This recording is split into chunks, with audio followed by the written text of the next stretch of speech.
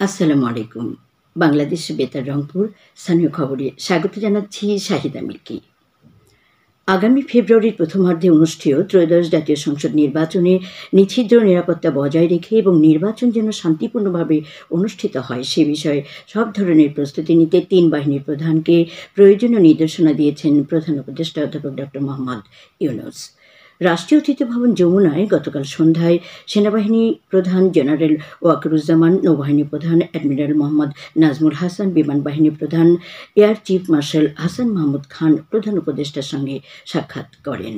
এ সময় জাতীয় নিরাপত্তা উপদেষ্টা ডক্টর খলিলুর রহমান উপস্থিত ছিলেন। প্রধান উপদেষ্টার প্রেস উইং এক বার্তায় এ তথ্য জানিয়েছে। বৈঠকে জাতীয় নিরাপত্তার পাশাপাশি দেশের আইনশৃঙ্খলা রক্ষায় সামরিক বাহিনীর সদস্যদের কঠোর পরিশ্রমের জন্য সাধুবাদ জানান প্রধান উপদেষ্টা। তিনি বলেন, গত 15 মাসে সেনাবাহিনী সহ সব বাহিনীর সদস্যরা দেশের আইনশৃঙ্খলা রক্ষায় অত্যন্ত কঠোর পরিশ্রম করেছেন। আসন্ন নির্বাচন যেন নিচ্ছিদ্র নিরাপত্তা চাদরে ঢাকা থাকে সেজন্যও তিন বাহিনীকে প্রয়োজনীয় নির্দেশনা দিয়েছেন প্রধান উপদেষ্টা। প্রধান উপদেষ্টা বলেন, ফেব্রুয়ারির প্রথমার্ধে অনুষ্ঠেয় জাতীয় নির্বাচন অবাধ, সুষ্ঠু, নিরপেক্ষ, শান্তিপূর্ণ এবং উৎসবমুখর করতে অন্তর্বর্তীকালীন সরকার প্রতিশ্রুতিবদ্ধ। বৈঠকে নির্বাচনের জন্য সামরিক বাহিনীর সব ধরনের প্রস্তুতি নেওয়ার বিষয়ে প্রধান উপদেষ্টাকে অবহিত করেন তিন বাহিনীর প্রধান। নির্বাচন ঘিরে আইনশৃঙ্খলা রক্ষায় 90,000 সেনা সদস্য, 2,500-এর বেশি নৌবাহিনীর সদস্য এবং 1,500 বিমান বাহিনীর সদস্য মোতায়েন থাকবে। এছাড়া প্রতিটি উপজেলায় এক কোম্পানি সেনা মোতায়েন থাকবে বলে তাঁরা জানান। বৈঠকে আগামী 21শে নভেম্বর সশস্ত্র বাহিনী দিবসের আয়োজনে প্রধান উপদেষ্টাকে আমন্ত্রণ জানান তিন বাহিনীর প্রধান। ধর্ম উপদেষ্টা ডক্টর আফম খালিদ হোসেন বলেছেন, ঘোলা পানিতে মাছ শিকারের জন্য একদল লোক সবসময় সতর্ক থাকে। তারা বারবার অযৌক্তিক দাবি তুলে অস্থিরতা তৈরি করতে চায়, সরকারকে বিব্রত করতে চায়। এসব বিষয়ে নির্বাচন কমিশন কাজ করছে।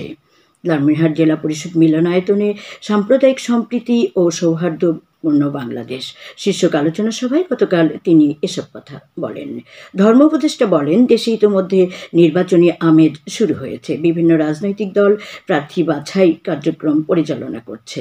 আগামী ফেব্রুয়ারি মাসে উৎসবমুখর পরিবেশে নির্বাচন অনুষ্ঠিত হবে।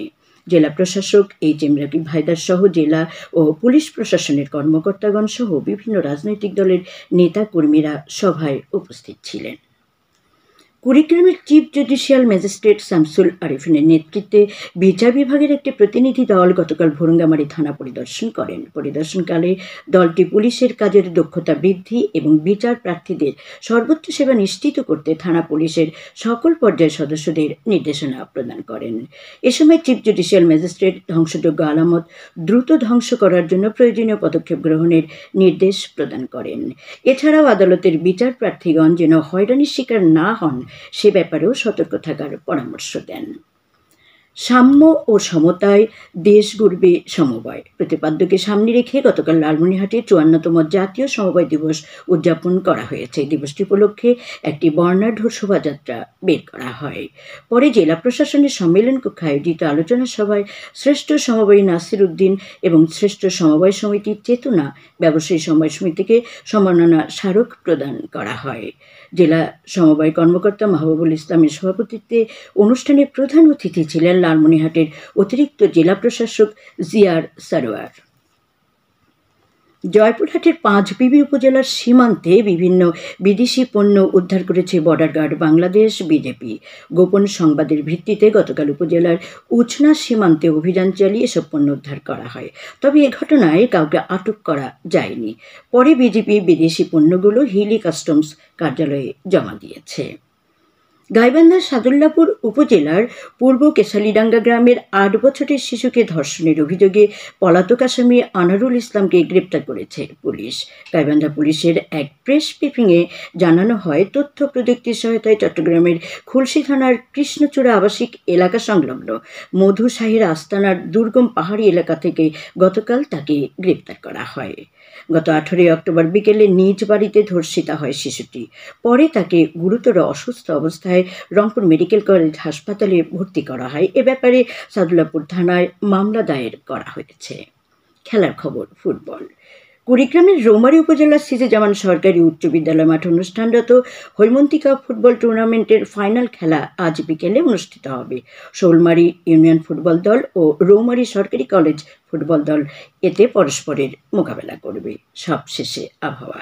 আজ সন্ধ্যে ৬টা পর্যন্ত পূর্বাভাসে বলা হয়েছে, দেশের অভ্যন্তরীণ নদীবন্দরগুলোর জন্য কোনো সতর্কবাণী নেই এবং কোনো সংকেতও দেখাতে হবে না। খবর শেষ হলো। আমাদের পরবর্তী স্থানীয় খবর প্রচারিত হবে বেলা ২টা ৫ মিনিটে।